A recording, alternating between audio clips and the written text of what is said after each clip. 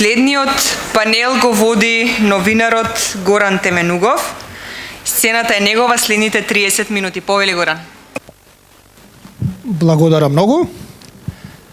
Како што ме најавија, јас сум Горан Теменугов, долгогодишен новинар, 30 години берза, 30 години кариера јас имам, така значи двоен јубилеј оваа 2025 година. Една за берзата, едно за мене.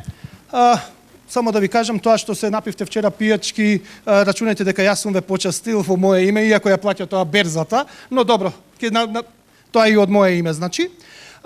Денеска ќе зборуваме со првиот човек на македонската берза и искрено да ви кажам, бидејќи е двоен јубилеј, сакав да биде разговорот од типот ја тебе војводот, ти мене сердаре, и да си испофалиме, да си кажеме некои убави зборови, да биде едно мазно разговорче кој што ќе биде во духот на 30 години, но кога го слушна тоа Каролина од берза, рече, дај те молам, не иде тоа така, ќе биде разговорот како што го личи, односно во мој стил, а тоа значи дека ќе се обидеме да дадеме прецизна диагноза во која состојба е берзата, што се случува, ќе зборуваме со аргументи, ќе објасниме нешто зошто се случило, што се случило и каде не одвело тоа случување и ќе се обидам да го поставам оноа прашање што ме фасцинира во минативе 5-6 години, што го практикувам во мојот подкаст, да дадеме одговор како, значи како да се решат проблемите или поново предизвиците, бидејќи во оваа држава никој веќе не зборува дека има проблеми, туку само дека имало некакви си предизвици.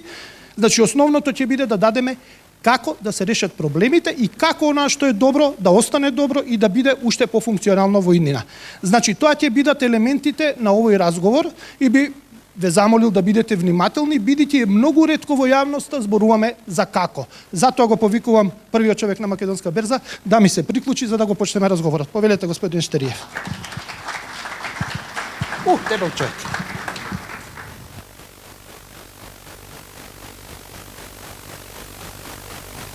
Да не слушаат и официјално. Господине Штериев, во една година, ова ни е втора разговор, второ интервју што се вика, бевте во мојот подкаст. Веќе се зборуваше колку е во напнато во светски рамки, гледаме дека имаме деглобализација, фрагментација, гледаме дека во најава ни е Франција како можна нова криза, значи тоа е буџетска криза која што може да се прелее и да се повтори 2009-2010 година што ја имавме грчката криза. Значи во едни вакви опкружување, во едно вакво опкружување светско каде што буквално не се знае каде одиме, каде се движиме, би ви го поставил првото прашање, каде за 5 години од сега, значи на 35 годишнината од берзата или на 35 годишнината, јас како новинар се надевам дека ќе дочекам да бидам и по 35 години новинар, ќе биде македонската берза?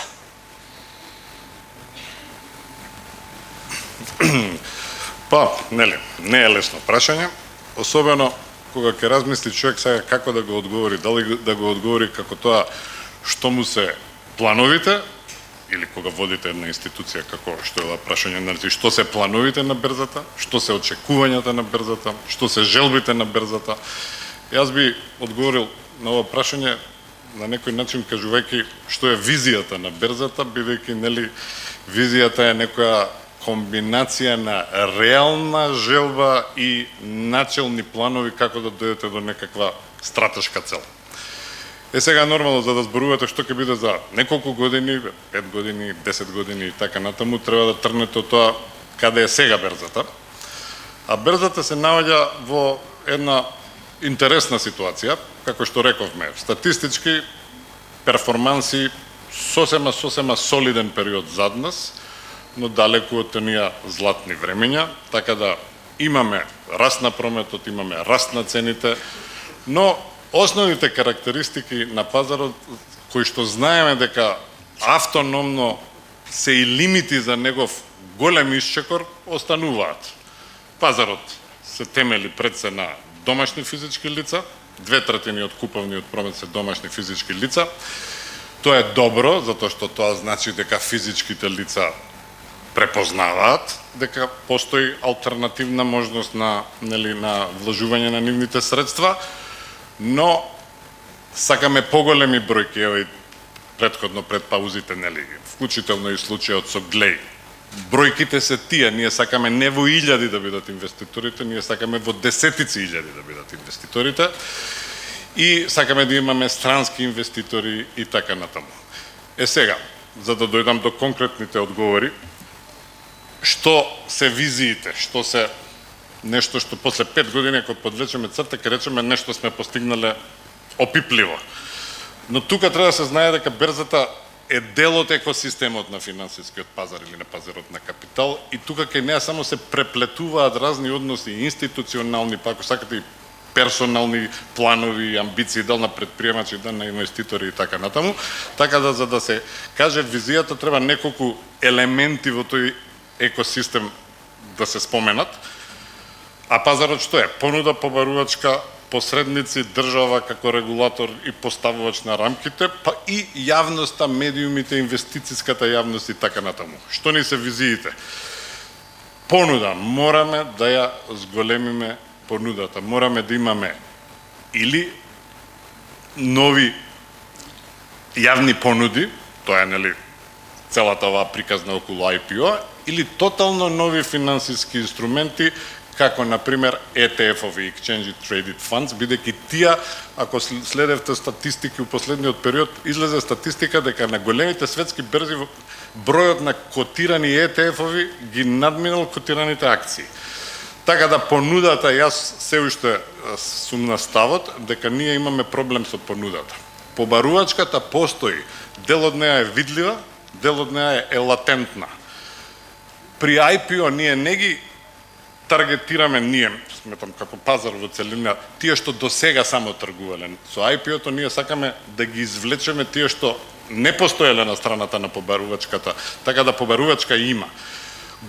Значи, понудата е една работа, побарувачката, како што реков, треба да ја омасовиме, треба да имаме повеќе домашни инвеститори, структурата не е лоша, добро е кога физичките лица се присутни многу, но треба да ја зголемиме и она што ни е голем предизвик / проблем, немаме странски портфолио инвеститори, последниве години тој број се движи под 5%. Посредниците, како спој помеѓу понудата и побарувачката. Значи, мораме некако, заедно со нашите членки и акционери банки, да најдеме начин заедно, како банките во делот на брокерското работење или инвестицијското банкарство да бидат поактивни. Голема работа, што не се спомнува многу во јавноста, приватните брокерски куќи кај нас, сплет на разни историски околности, не се направи голема приватна брокерска куќа. Па да прави маркет мейкинг, па да прави анализи и препораки за инвестирање, па да прави советување инвестицијско и така натаму. И ја не исклучувам, и тоа веројатно ќе биде тренд, да се појават можеби и така наречени ремоут членки на македонска берза, тоа е да ви биде членка брокерска куќа или банка од странство. Тоа се случува со овие модернизации на процесите. Можеби тие ќе влијаат домашните играчи во делот на посредниците да бидат и со некои поамбициозни планови. И сосема на крај, државата и во смисла на правењето на регулаторниот и нормативниот амбиент, а ќе зборуваме ние за све ова што како може да се направи, и јавноста, економските медиуми, нели, со исклучок, нели, на вашиот продукт и на неколку други, па на некој начин ја би рекол и помалку ја следат берзата него пред многу години кога имаше помалку содржина да се комуницира, што е голема приказна за која може да се зборува зашто, како и така натаму. Така да визијата за 5 години се некакви позитивни промени во некои од овие елементи. Ама еве, доаѓаме до централното на што ме интересира, како тоа ќе го направите, бидејќи видовме како помина Глеј, например, при IPO неуспешно, вие викате имавме една понуда, имаме ние проблем на побарувачката според мене, зошто не извадија 2000 луѓе по 1000 евра или обратно, кога, еве, баш вчера го разговаравме со колегите, изгореа луѓе по оние понзи шеми што се со варијации во Македонија, на секој 5 години се горат по десетина, може и по 100 милиона евра, се вложуваат во нешто што сите знаеме дека ништо не вреди, но ете луѓето се лажат. Зошто еве не излегува да дадат за глеј кој што е продукт, кој што е македонски продукт, кој што има некаква иднина, зошто не се појавија тие физички лица? Што им ги спречи? Па јас како што кажав и очигледно тука не сме истомисленици, што е добро е да има диалектика, да има различни мислења. Јас пак ќе кажам, проблемот е во страната на понудата.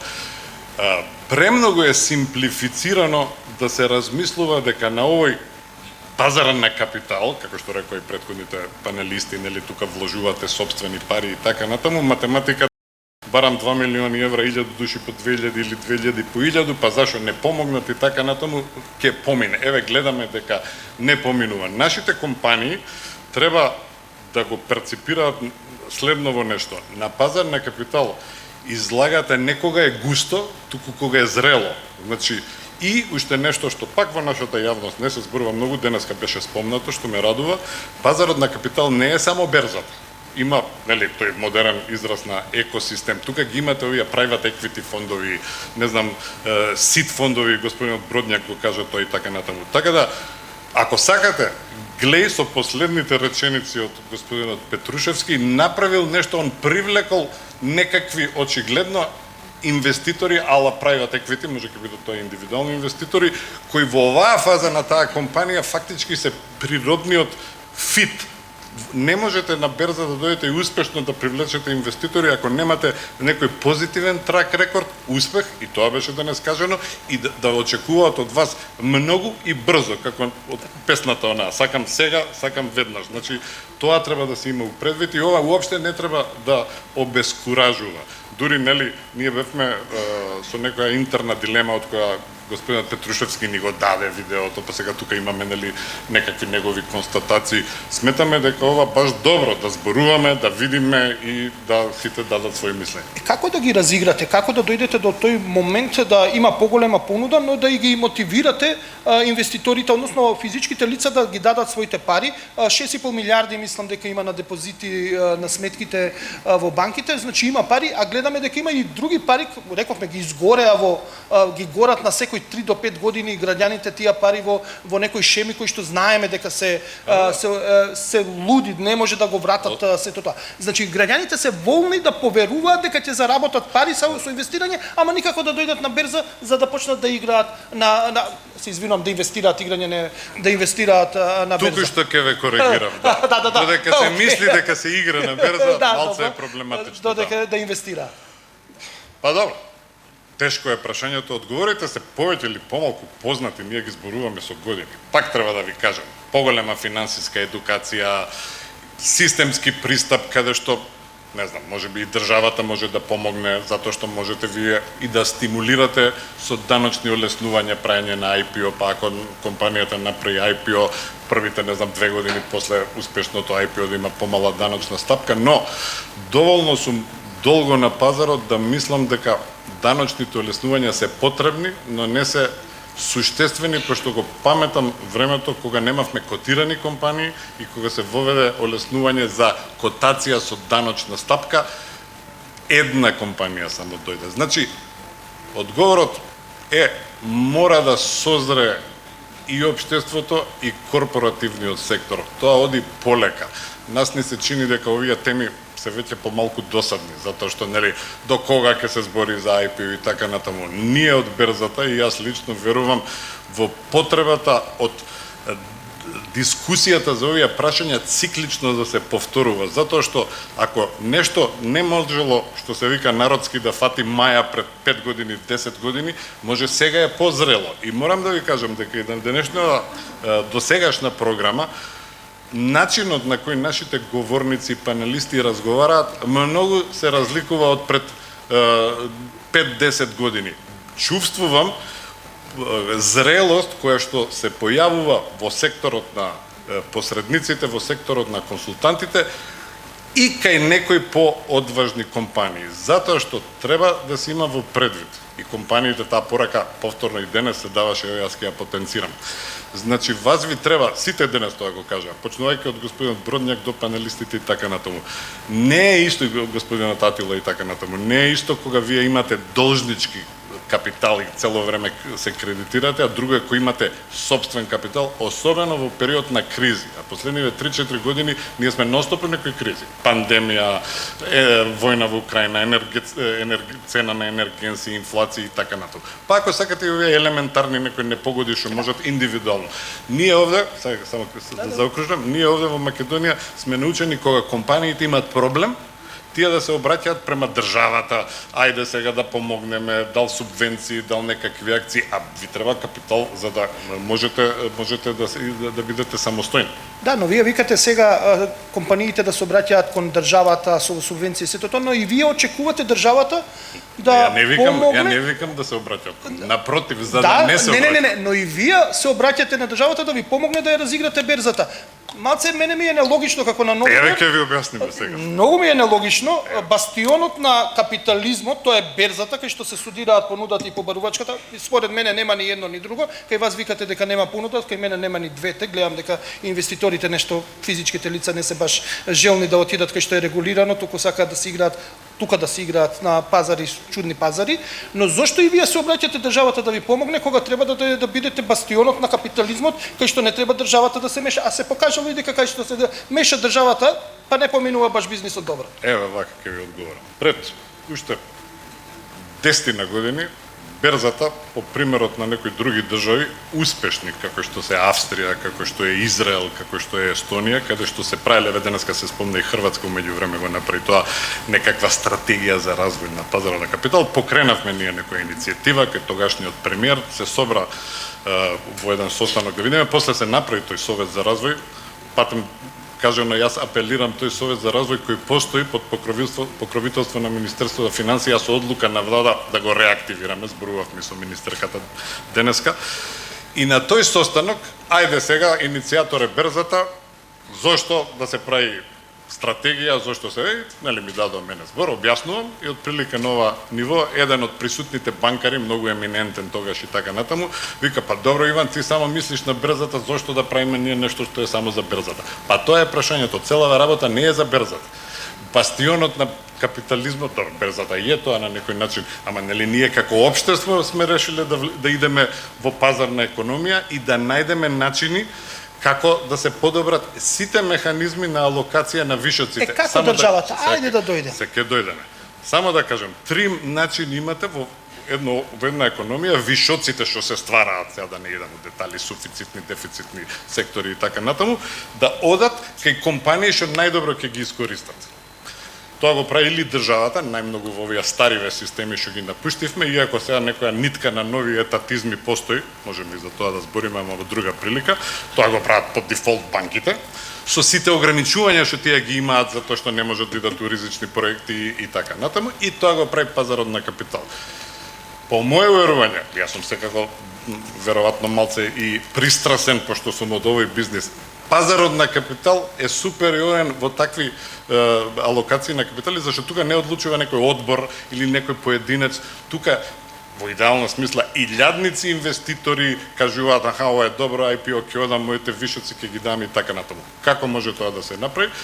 Повторно, со некој комбинација на нормативни мерки и евентуално конкретни ситуации. Зошто да не државата, например, да не го стимулира овој дух на пазар на капитал преку така наречени технички котации. Што значи тоа? Тоа значи државните акционерски друштва, имаме и такви што имаат само еден акционер, иако тука е јасно дека ако има еден акционер и нема приватизација, нема да има тргување, со самиот чин тоа го прават во азиските земји многу, со самиот чин што ја котирате таа државна компанија, корпоративно управување, транспарентност и така натаму, тоа е уствари показател дека ова е добро и за сите други сектори. Ако државата го прави, и другите ќе го прават. Друго, познати се таа механизмите. Например, имаме една, според мене, знам дека нешто е утек, може би се сменило, со години пензиските фондови во Македонија не можат да купат во IPO.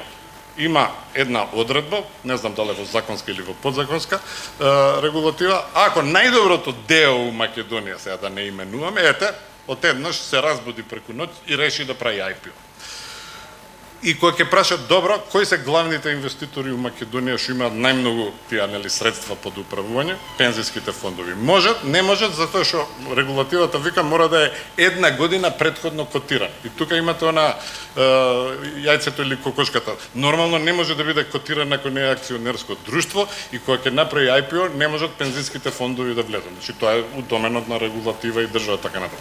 Реков, некакви мали стимулации во даночната регулатива исто така можат да се вградат, но најбитно од све, и тоа може да се каже дека у последниот период во регионов, тука Хрватска најмногу некако говори за тоа. Јасна волја на донесувачите на одлуки дека развојот на пазарот на капитал, а со тоа и на берзата како негов дел, не е во интерес на, не знам, колку веќе работат во индустријата, не знам, 200-300 души што работат во индустријата на капитал, туку тоа треба да биде стратешка определба дека е добро за целината на економијата и сега да не одам, има безброј студии во кои докажуваат дека ако ова функционира, се зголемува и GDP, се зголемува и вработеност и така натаму. Има ли конкретна мерка што може да се преземе сега за да се заживее берзата брзо и веднаш или во многу кратко време? Може ли државата да помогне, бидејќи вие се надевате на државата? Јас секогаш имам скепса спрема државата колку треба да се меша и колку да, посебно во Западен Балкан држава се мешаат во бизнисот, но што би можело во моментот, дали постои некаква таква мерка што би можеле да преземе? Јас веќе ги кажував мерките. Дополнително? Значи, треба да се седне на ниво на институции на пазар на капитал, министерства и така натаму. Да се направи еден убав брейнсторминг, ја нафрлив неколку идеи. За да ја стимулирате понудата, реков, може да се стимулира со пример на државата, дека и она прави нешто со државните компании, со давање на некакви стимулации на компаниите да се охрабрат да го направат тоа. Тоа е мерка. Од страна на побарувачка, кој им дозволите на пензиските фондови да полесно инвестираат, сте направиле мерка. Во тој диапазон има уште многу вака можности кои треба да се дискутираат. Така, да се дискутираат. Еве, например, колку нашиот пазар воопшто, рековте на понудата е проблемот, ќе се вратиме повторно на понудата и на побарувачката. Извините, и уште нешто кај државата. Државните хартии од вредност, кои, нели, ние имавме две успешни граѓански обврзници, повторно да го цитираме примерот на неколку земји од регионот, Хрватска, Унгарија, Романија. Тоа е почетниот механизам да помасовно им објасните преку конкретно дејство на луѓето дека што се уствари хартија од вредност, што се финансиски инструменти. Во Хрватска се смета дека двете успешни IPO што оваа година веќе бидна, не знам, имаше компанија Жито во Хрватска што за 26% од својот капитал собра 120 милиони евра. Така да тоа е многу добра валуација. Сметаат дека голем, не основен, али голем предуслов за тоа било што претходно масовно се издава граѓански обврзници и се развија на платформа електронска, лесно достапна на мобилни телефони до хрватските граѓани и тука влага и многу. Сакам да кажам, со една стратегија за уште по-активно издавање на државни хартии од вредност фокусирани кон физичките лица, ќе се промени културата и тогаш и акциите ќе бидат полесни. Еве и тоа е нешто што може да се направи од страна на надлежни државни институции. Така, ние имаме и државни обврзници кои што котираат сето. Да, овие се граѓанските, но има и државни што се. Дали треба и тие да се смени и да има некоја промена во регулативата? Кај што ќе можете да бидете оператори и сетото. Па добро, ние веќе подолго време, тоа е познато, имаме една иницијатива како Македонска берза да бидеме дали паралелен или единствен агент на државата за издавањето на државните хартии од вредност и сметаме дека со тоа можеме многу да подобриме затоа што прво ќе ги вклучиме и приватните брокерски куќи, друго во самите банки процесите кои сектори ќе бидат инволвирани во барање на клиенти можеби ќе се променат и така натаму и да сметаме дека тука може да биде тоа голем исчекор. Тој исчекор почнува да се чекори, се прават првите стапалки што се вика проодува или уште е само ваша желба? Ние сме спремни што се вика утре да почнеме и мислам дека имаме квалитетна дискусија со Министерството за финансии и мислам дека ќе најдеме заеднички јазик. Добро, тоа ќе биде новина, баш да видиме дали ќе успее да се раздвижи пазарот и верувате дека ќе успее со Тука тоа да не се е раздвижи? клучот, еве и берзата да не биде примерен агент. Нормално ние сакаме да бидеме примерен агент. Тука е битно повторно таа голема визија дека е добро да се популаризира пазарот на капитал и инвестирањето во харти од вредност заради сите овие причини што ги зборев да не се Зборувате за повторат. голема визија, верувате ли дека политиката во Македонија може да има голема визија, бидејќи носат денеска мерки за да имаат ефекти од вчера, од што очекуваат, нешто неверојатно, и никој не размислува за 3-5 години што ќе биде. Дали верувате дека ќе донесе ваква визионерска одлука за да го разигра пазарот? Значи мораме да веруваме, затоа што, нели, под контекстот на вашето прашање е дека вие не верувате. Јас Па мислам дека е јасно дека не верувам. Јас Нема подконтекст, е контекст. Па не, ја мислам дека во Македонија се не ви реплицирам вам, него општо ќе кажам. Тоа е еден се присутен дефетизам, дека нема да не биде во оваа или во онаа област, мислам дека нас дополнително ни преднесува да немаме некои исчекори. Така да, еве, во една неодамнашна емисија кажав, пред се тоа беше темата за овие IPO-а и така натаму. Значи, ние од берзата се раководиме по оној слоган, познат, што е во некој друг контекст мислен. Ние сакаме да бидеме реални и да го бараме невозможното. Тоа е како некој, да речеме, крик дека треба да има општествена акција. Пошто во крајна линија, овие теми, до кога вие ќе зборите за IPO, па државата, па зашто тражите од државата? Па во сите сфери е така. Еве, дали дебатата за реформи во образование се сменила у не знам колку период назад, за во здравството и така натаму. Така да, во сите сегменти, нормално дека државата мора да позиционира и да верувам дека треба сите да бидеме настојчиви и дека ќе дојдат некои подобрувања. Да, еве јас ќе верувам сега од овде. Се разуверив. Ќе верувам и јас добро, готово. Благодарам, сега почнам да верувам. Доаѓаме некаде при крајот, мислам дека имаме уште 6 минути од муабетот, ќе се држиме ние точно на 30 минути разговор, се обидуваме да бидеме прецизни. Се споменува, сакам да го искоментираме тоа, начув дека ќе има нова емисија на корпоративна обврзница, нема да спомнуваме кој се што се, но се зборува дека е во процедура сето тоа.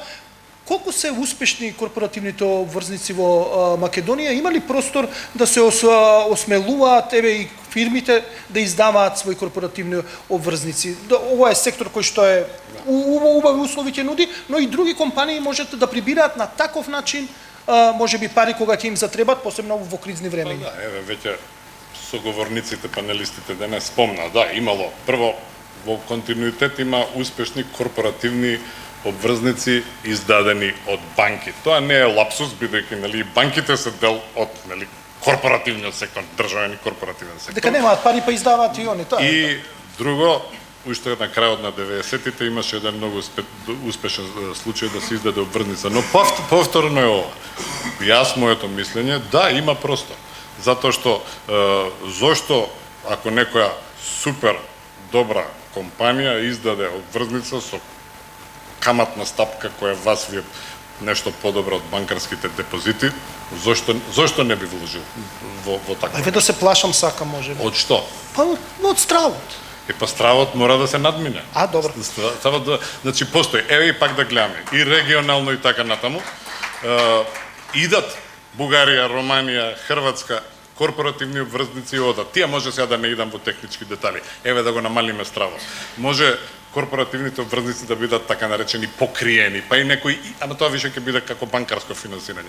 Друго, со нашите членки банки сме разговарале, постои секако опција и тука е исто веројатно нивната улога. Можат и тие да ги насочат нивните клиенти, каде што наместо да им дадат директен кредит, ќе може да издадат обврзница, па самата банка да купи дел од обврзницата, со тоа ќе даде сигнал до локалната инвестициска заедница и тука ќе се направат неколку работи.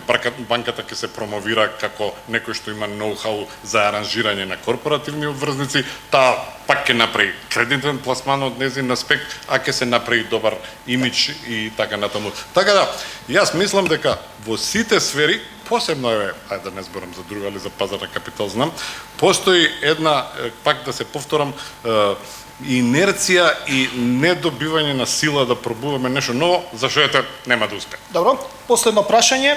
За 30 години новинарство ја добив 40 килограми повеќе, диоптрија добив, повисок крвен притисок и нерви, исто како што е буџетскиот бафер за идни кризи. Тоа значи никакви ми се нервите истенчени, непостоечки, бидејќи немаме ние исто така финансиски бафер за било каква нова криза. Што доби берзата? Помина вака како мене или подобро? Може и полошо. Како за 30 години што? Берзата во овие 30 години имаше доста здравствени проблеми, но во моментот се наоѓа во подобра кондиција од овој опис што го направивте вие. Добро, тоа е важно, да не ме мисла. Еве сега и да кажам малце и се шегуваме нормално. Берзата е пред се платформа, инфраструктура. Таа е нешто што го управува компанија што сега се вика Македонска берза со новиот закон кој се вика пазарен оператор, кај што се спојуваат сите овие работи, нели? Понуда, побарувачка, посредници, јавност, држава, сите својства и така натаму. У 90-тите години мала ретроспектива на болестиве или на постигнувања. Кога се формираше, секаде се формираа берзи. Капитализам, да има негде активе да се тргуваат и така. Натаму се направи платформа пред се за приватизација. Сега нема да завлагаме кај била масовна приватизација, кај била случај до случај и така натаму. Тоа е првата фаза. Втората фаза, што е предмет на до ден денеска социјални анализи или критики, концентрација на сопственост. И тука брзата имаше улога. Дали општеството и политиките во тие фази во која држава можело да направат вака и онака, може да се збори, ама брзата имаше своја улога. Потоа на бранот на глобалната ликвидност пред Lehman Brothers, значи 2005, 6, 7, веројатно не подготвени сите овие општества у регионот, отеднаш добија берза која имаше бум. Нели, купуваа сите и што знаат и што не знаат, странците многу почнаа да купуваат. Тогаш може да прифатам дека дел од луѓето си така игра. не инвестира, туку си игра. И тогаш добивме нешто, али веројатно беше пред време. У смисла дека нели, тогаш компаниите ако денеска имаат некакви резерви, тогаш не ни за се тоа. Али тоа беше фаза наша, пошто зборувам за нас. Потоа имаше еден долг период на голема криза. Тогаш и конференциите решивме да ги правиме у Скопје, а не у Охрид, пошто брокерите викаат скупо е да идеме до Охрид. Значи имавме и таква фаза. И сега, последниве 5-6 години, имаме една, ја би рекол, фаза во која влагаме во една послична ситуација како некои развиени пазари, далеку да се споредуваме со развиени пазари, и да поентирам. Не треба да се подценува дека ние овде, и ние сме, колку да тоа вака малку звучи нескромно, ние сме стварно во Западен Балкан, тоа го кажав во горе тоа 6, во Western Balkan 6, убедливо статистички со најдобри резултати, кои ќе споредам со Србија, со Босна, со Црна Гора, со Албанија, со Косово и така натаму. Ние некогаш не сакаме да се споредуваме со овие земји, сакаме да бидеме нели како Словенија или како Романија, ама ова е нашето непосредно соседство. Значи, сплет на околности, добра системска поддршка со одредени законски решенија во минатото, и јас би рекол со доста посветеност и на актерите што сега не се активни на пазарот и со актерите што сме уште активни на пазарот, направивме, и тоа сакам да кажем дека не треба да се подценува, една многу пристојна инфраструктура за која гарантирам дека на ниво на сфера, област во општеството е подобра од многу други, кадровска, техничка и нормативна. И таа инфраструктура со сите можности да се подобри, да не се тргува во IPO 12 до 12,5, него може да се тргува 8 сата, иако не сум сигурен дека интуитивноста во инвестирањето е главна работа. Треба и пак да решите дека нешто е добро, а не интуитивно направите. Значи, таа инфраструктура и тоа што го имаме е како на некој крстопат и ни треба успешен пример. Јас ви гарантирам дека ако имаме успешен пример на добро IPO, многу тоа ќе повлече натаму. Друга работа е што тешко доаѓаме до тие компании кои често одбиваат и состан. Имаме сега тој проект со ЕБРД, се јавуваме, дел од компаниите окей комуницираат, дел после првиот повик никаде ги нема. Тоа е реалност. Тоа е реалноста, значи подобро сте поминале од мене, тоа ме радува, тоа беше се со овој разговор. Ќе продолжи се во ова, а ние ќе станеме и ќе се заминеме. Мило ми беше. Да, и мене.